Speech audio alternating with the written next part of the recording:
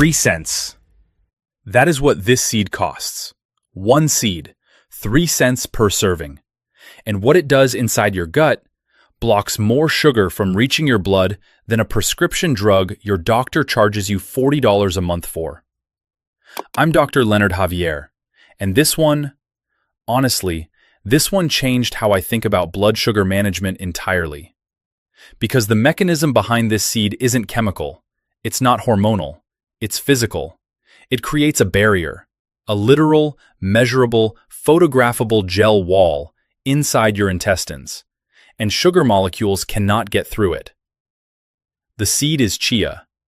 But before you click away, thinking you already know about chia seeds, you don't.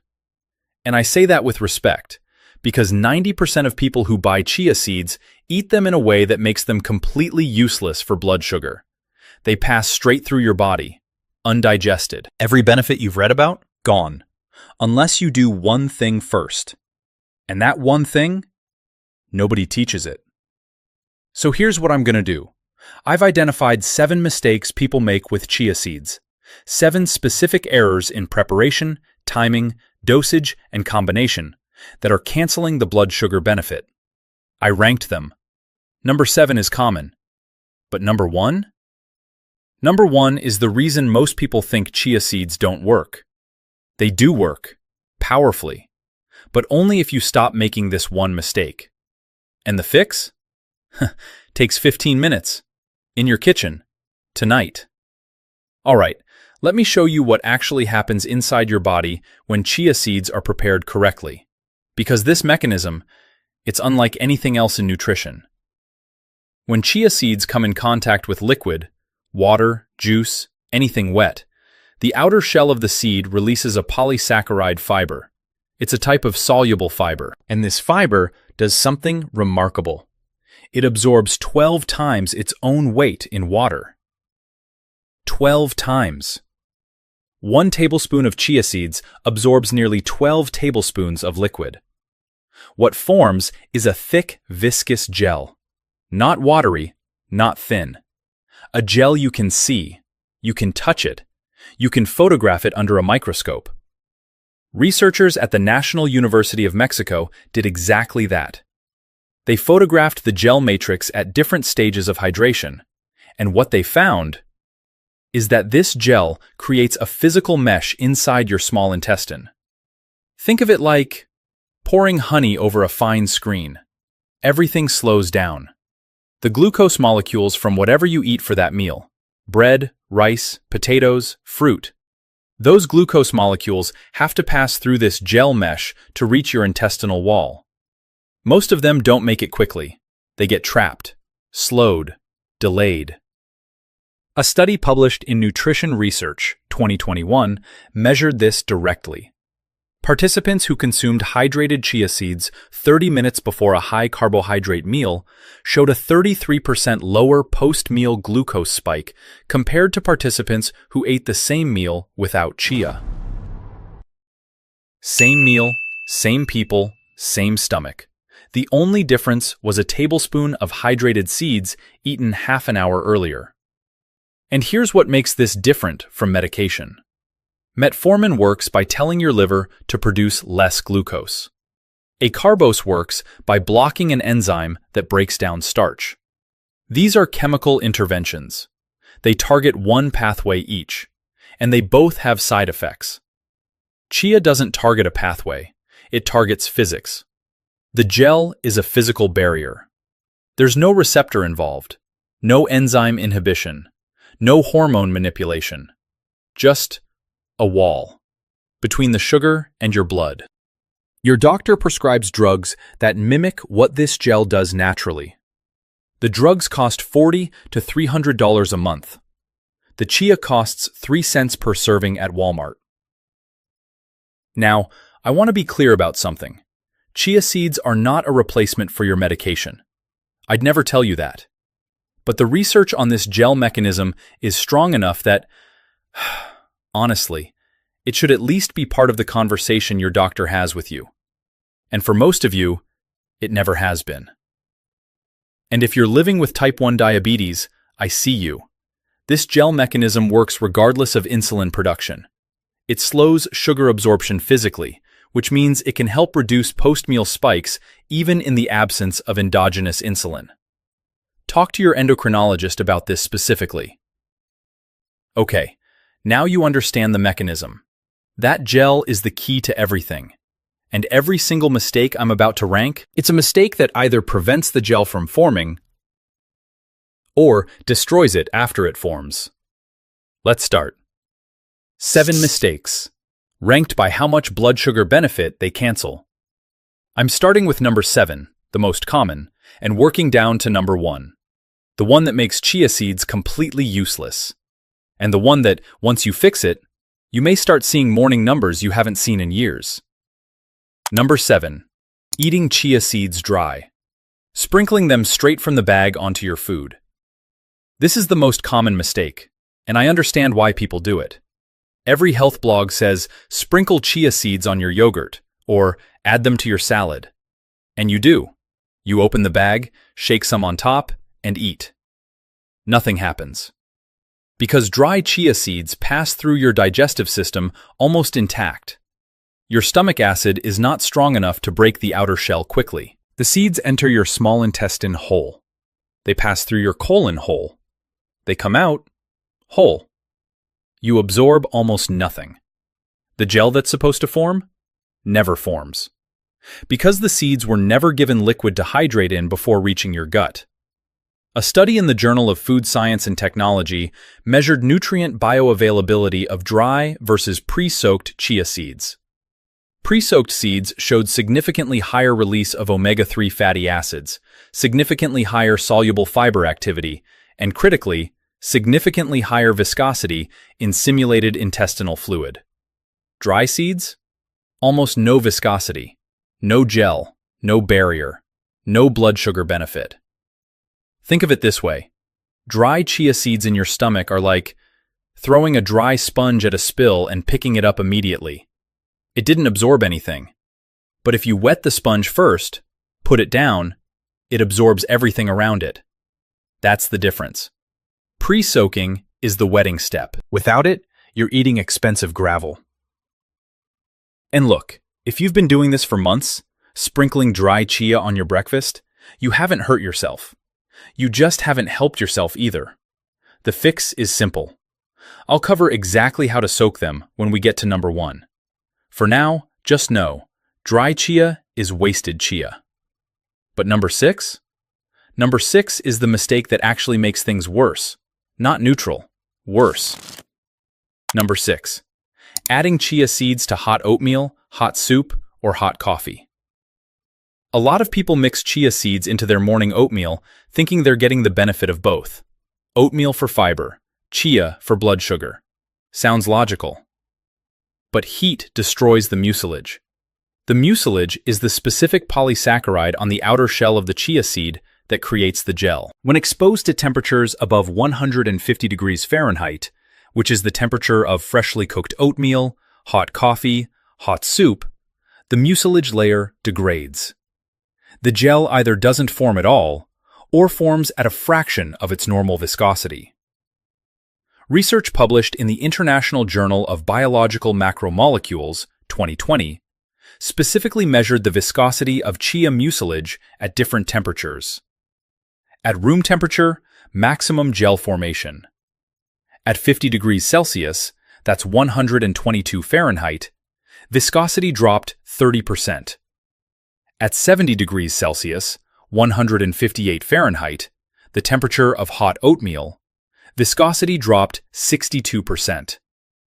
62%. You lose almost 2/3 of the gel. 2/3 of the blood sugar barrier. Gone. Because you stirred the seeds into something hot. Here's what to do instead. If you want chia in your oatmeal, soak the chia separately in cold water for 15 minutes first. Let the gel fully form. Then spoon the pre-gelled chia on top of your oatmeal after it's cooled slightly. Not stirred in, spooned on top. The gel is already formed. The heat can't undo it completely once it's set. This is the difference between medicine and mush. By the way, This whole idea of what you eat and when you eat it affecting blood sugar, it goes way beyond chia seeds. What happens to your blood sugar overnight, between midnight and 5 a.m., is something I covered in a guide I put together called the Midnight Insulin Trap. Link is in the description if you're the kind of person who wants the complete picture. All right, back to the list. Number 5. Number 5. Taking the wrong amount. Either too little to do anything, or too much, which causes problems nobody warns you about. The clinical trials that showed the 33% blood sugar reduction, they used specific dosages, not a sprinkle, not a handful, specific, measured amounts. The effective dosage range in published research is 1 to 2 tablespoons per day. That's about 10 to 25 grams. 1 tablespoon taken 30 minutes before your largest meal of the day is the minimum effective dose for blood sugar impact. Below 1 tablespoon, the gel doesn't form at sufficient volume. Think of it like trying to build a wall with 3 bricks. You can see where the wall should be, but sugar molecules walk right around it. You need enough chia gel to coat a meaningful portion of your intestinal surface. 1 tablespoon, fully hydrated, does that. Half a tablespoon doesn't. But here's the other side. More is not better. Over 2 tablespoons per day, and I see people in the comments saying they eat 4, 5 tablespoons, you're consuming a massive amount of soluble fiber at once. For seniors especially, this can cause bloating, gas, abdominal cramping, and in rare cases, intestinal blockage. Especially if you're not drinking enough water alongside it. A case report published in Emergency Medicine Journal documented an elderly patient who consumed dry chia seeds without adequate hydration.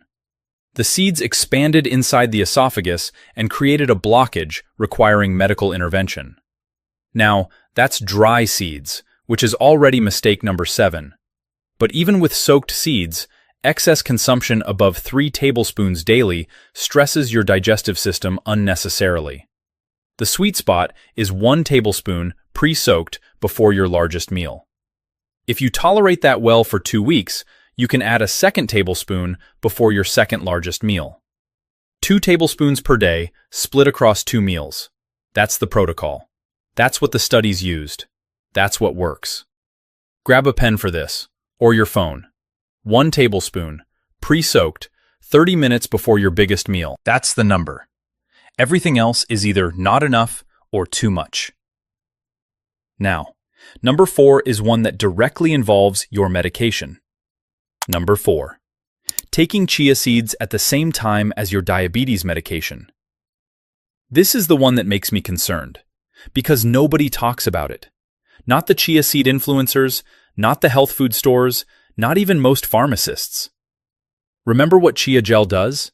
It creates a physical barrier in your intestines. It slows absorption. Not just sugar absorption, all absorption, including medication.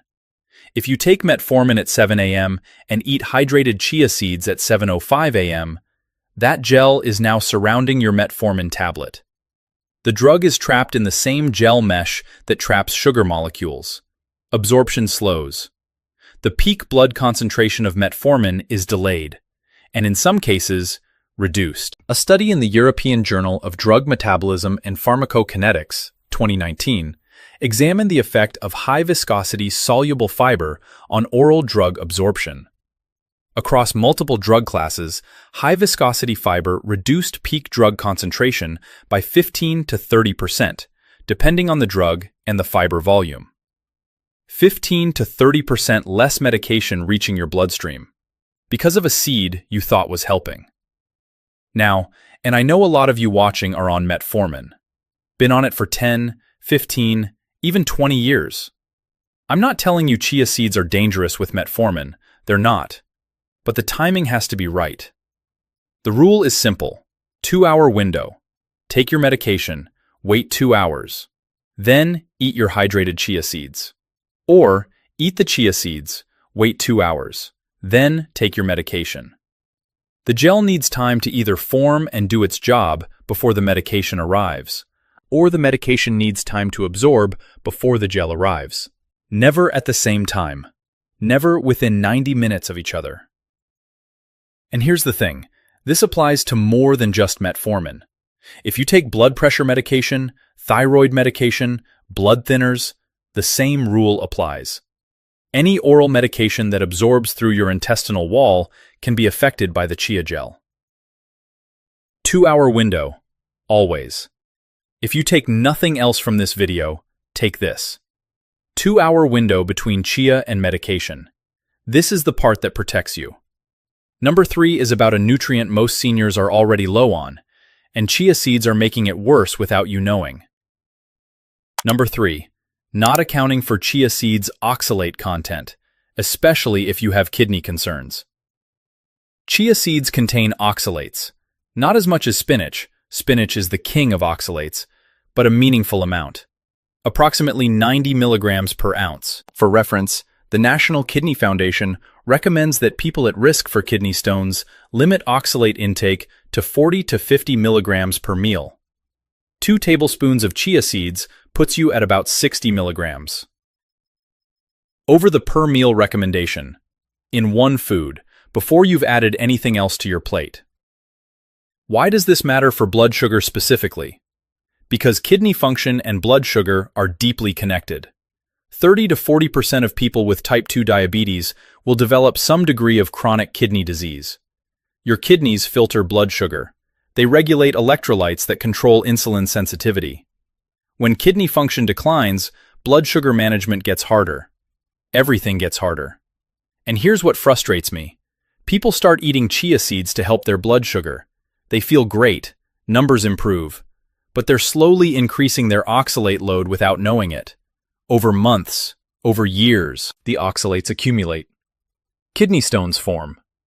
Kidney function dips, and now their blood sugar is harder to manage because of kidney stress that was partially caused by the food they were using to help their blood sugar. I'm not saying avoid chia seeds if you have kidney concerns. I'm saying be smart.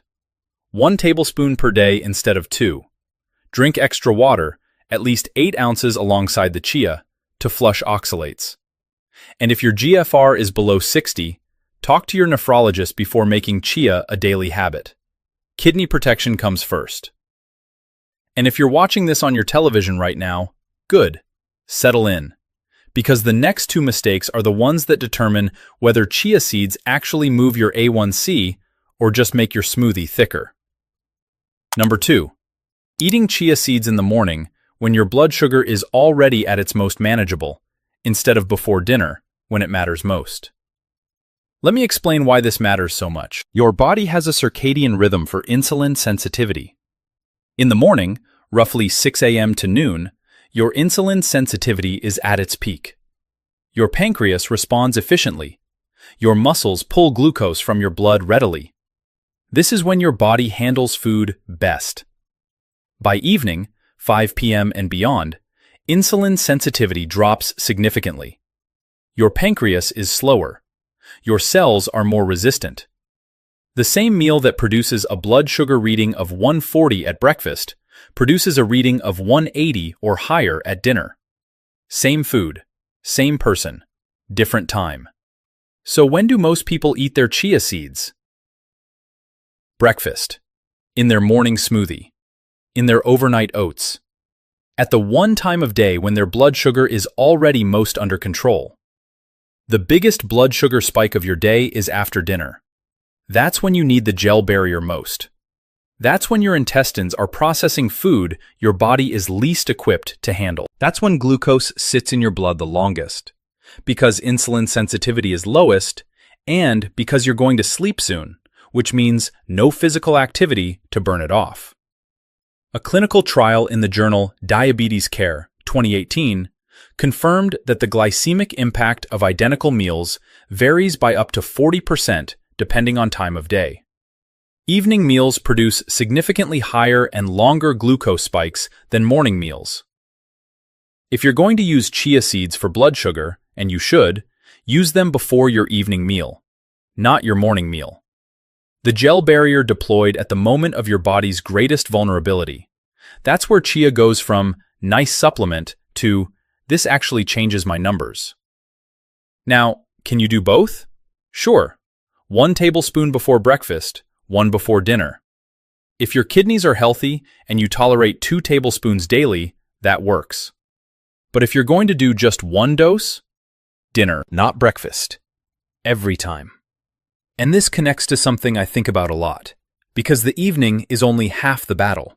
What happens after dinner, while you're sleeping, is when the real damage stacks up. Your liver starts dumping glucose at 3 a.m. Cortisol surges, and by the time you check your morning number, it's already too late.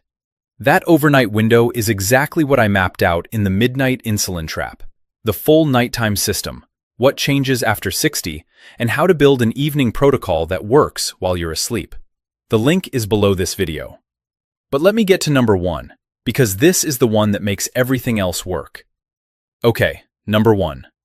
I've saved this one because it's the single most important thing about chia seeds that nobody teaches correctly. If you fix this one mistake, every other mistake on this list becomes almost irrelevant. And the fix is so simple that when I tell you, you're going to wonder why nobody said this sooner. Stop for a second. I need you to hear this part. Number 1, you're not soaking chia seeds long enough, and you're not grinding them before soaking. Here's what most people do. They put chia seeds in water, wait 5 minutes, and eat them. 5 minutes, maybe 10. They see a little gel forming around the edges of the seeds. Looks gooey, must be working, right? Wrong. Chia seeds need a minimum of 15 minutes in liquid to reach 50% gel saturation. 15 minutes gets you half the potential gel. To reach full saturation, maximum viscosity, maximum blood sugar blocking capacity, you need 2 hours. Overnight soaking, 8 to 12 hours in the refrigerator, produces the thickest, most effective gel, period. A study published in the Journal of Food Science, 2022, measured chia mucilage viscosity at 15-minute intervals. At 5 minutes, 18% of maximum viscosity. At 15 minutes, 52%. At 60 minutes, 87%. At 8 hours, 99%. 5 minutes gives you less than 1/5 of the gel. You're eating a partially hydrated seed and thinking it's doing its job. It's not. Not fully. But here's where it gets really interesting. Grinding the chia seeds before soaking changes everything. Whole chia seeds have an intact outer shell. The mucilage has to squeeze through that shell to form the gel on the outside. It's a slow process. The shell is the bottleneck. But when you grind chia seeds, just a quick pulse in a coffee grinder or a blender, 10 seconds, you shatter the shell. Now the mucilage is fully exposed. It contacts water immediately. Gel forms faster, thicker, and more completely. Research in the European Journal of Nutrition found that ground chia seeds produced a gel with 41% higher viscosity than whole seeds soaked for the same duration. 41% more gel, 41% more barrier, 41% more blood sugar protection, from 10 seconds in a blender. And here's something else the grinding does. It releases the omega-3 fatty acids trapped inside the seed, specifically alpha-linolenic acid. Your body cannot break the chia shell efficiently through digestion. Most of the omega-3 in whole chia seeds passes through you unabsorbed, but grinding cracks it open. Now your body accesses the anti-inflammatory fats that improve insulin sensitivity at the cellular level. You get the gel barrier and the omega-3 benefit from the same seed, just ground first. So here's the protocol. Tonight, before you go to sleep, take 1 tablespoon of chia seeds, put them in a coffee grinder, pulse for 10 seconds. Pour the ground chia into a glass. Add 3 to 4 tablespoons of water. Stir. Put it in your refrigerator. Go to sleep.